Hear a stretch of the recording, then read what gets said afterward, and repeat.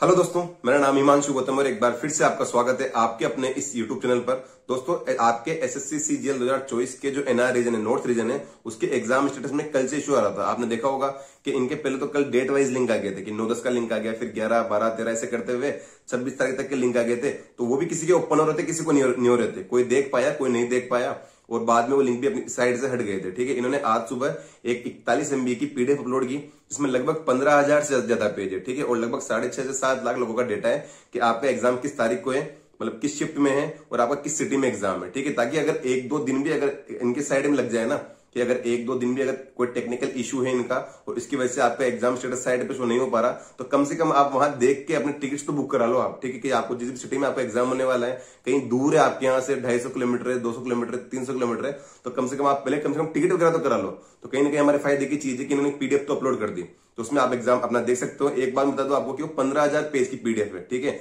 तो ऐसा नहीं है कि आपने अपना नाम सर्च किया कि हिमांशु सर्च किया मैंने और 2 सेकंड में निकल के आ जाएगा। 15,000 की पेज की पीडीएफ होती है तो बड़ी बात होती है। तो आप ऐसा नहीं कि 2-4 मिनट वेट करोगे, फिर अगर नाम नहीं आया तो ये सोच लोगे कि यार इसमें तो नाम है ही नहीं, हमारा तो फॉर्म रिजेक्ट हो गया, कुछ भी आप सोच लो। वेट करना पड़ेगा। और जो टेलीग्राम ग्रुप पे हमारा जो कमेंट सेक्शन है, उसमें स्टूडेंट्स के या एस्पिरेंट्स के कमेंट भी आ रहे हैं कि हाँ भैया हमने 15 मिनट वेट किया तो हमारा फिर बाद में नाम शो हो गया था। ठीक है, तो आपको मेन तो रजिस्ट्रेशन नंबर से चेक करना चाहिए। नाम 2 भी हो सकते हैं पर रजिस्ट्रेशन नंबर तो आपका एक ही यूनिक ही रहेगा। ठीक है, तो रजिस्ट्रेशन नंबर जो आपकी जिससे आप एसएससी में लॉगिन करते हैं, उससे आप उसको पीडीएफ पे जाके चेक कर लो। थोड़ा वेट करना पड़ेगा, बहुत बड़ी पीडीएफ है, 15,000 मतलब 6.5 लाख से ज्यादा स्टूडेंट के उसमें डेटा है, पर टाइम तो देखो लगता है। ठीक है, तो ऐसा नहीं कि 2-5 मिनट सर्च चलता रहा फिर आप हार मान लो कि नहीं यार हमारा तो मतलब फॉर्म रिजेक्ट हो गया, ऐसा कुछ भी नहीं है। दूसरी बात कि इनके साइड के लिंक तो आ ही रहे हैं, जब 9-10 का आ गया था, फिर 11 तारीख का भी आ गया। ठीक है, तो ऐसे करते हुए जब 26 तारीख तक के पूरे लिंक आ जाएगी, और जब नॉर्मली एग्जाम स्टेटस शो होता है कि आपको पहले फोटो, फिर एक आपके साइन, फिर आपकी डिटेल्स शो होती है, जब इस वाले फॉर्मेट में आज शाम तक देख लो या कल तक देख लो,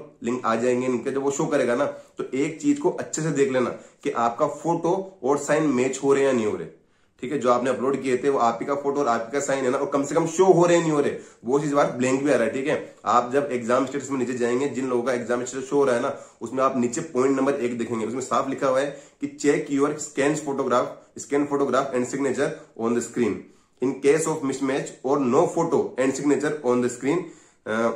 immediately contact as a CNR. इन्होंने अपने कॉन्टेक्ट नंबर दे रखे हैं और एड्रेस बताया हुआ है कि अगर आपके वहां पे जब आप एग्जाम स्टेटस लिंक, जब आपका लिंक आ जाएगा, ठीक है, और उस पर आप देख पाएंगे, तो आप शाम तक मान लो, रात तक मान लो, कल तक आ जाएगा। अभी तो आप पीडीएफ में अपना देख लो कि किस तारीख को एग्जाम है। बाकी जब इनका लिंक आ जाएगा तो उसमें आपको जब एग्जाम स्टेटस शो होगा ना, तो वहां अपना फोटो और साइन जरूर से देखना। अगर वहां नहीं दिख रहा आपको कि आपने लॉगिन किया, आपका नेट वगैरह सही कनेक्ट है और सही चल रहा है, फिर भी आपका फोटो या साइन शो नहीं हो रहा, डेफिनेटली जो इन्होंने कॉन्टेक्ट नंबर दे रखे हैं वहां पे, उस पर जरूर कॉन्टेक्ट करना। अदरवाइज नीचे एंड में लिखा हुआ है, otherwise you shall not be allowed to appear in the examination. ठीक है,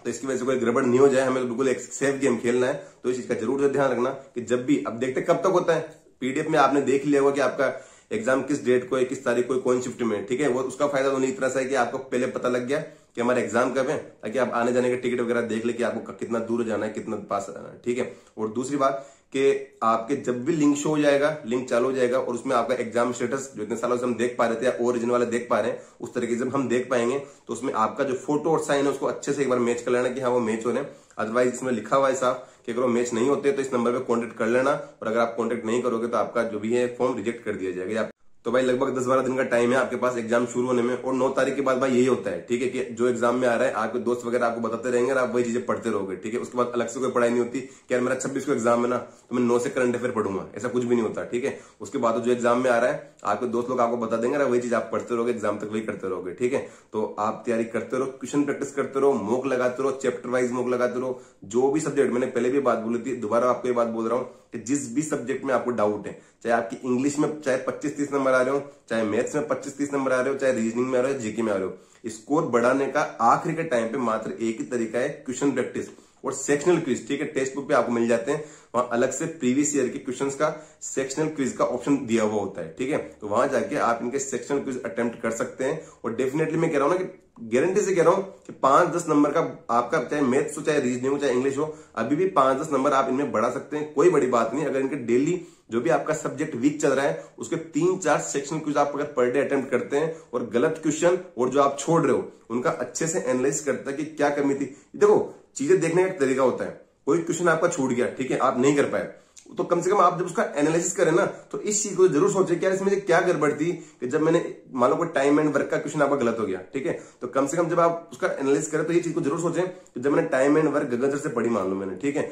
पूरे उन 20 लेक्चर्स लिए मैंने, सारे उनकी पीडीएफ लगा दी, शीट्स लगा दी, उसके बावजूद मेरा क्वेश्चन गलत क्यों हो गया, कि मैंने क्या गलत पढ़ा इसमें, क्या रिवाइज नहीं किया मैंने, क्वेश्चन प्रैक्टिस में मेरी कमी थी, कहाँ कमी थी कि मेरा क्वेश्चन गलत हो गया, या फिर मुझे ये वाला लॉजिक नहीं पता था, ये वाला मैंने टाइप कवर नहीं किया था, वो चीज देख लिया करो आप, ठीक है। ऑटोमेटिकली सेम मिस्टेक दोबारा कभी नहीं होगी आपकी, सेम टाइप की मिस्टेक आपके अगले मॉक में, मेन एग्जाम में, प्री में, सीजीएल में, एनटीपीसी में सेम मिस्टेक तो आप दोबारा करोगे नहीं, एक बार अगर अच्छे से एनालाइज कर लोगे, ठीक है। तो टेक्स्ट बुक का पास है, इस टाइम शायद 439 में आ भी रहा है, HMU10 इसका कूपन कोड है, जिनके पास पास नहीं हो जाके परचेस कर सकते हैं, ईयरली पास मिल जाएगा आपको, ठीक है। और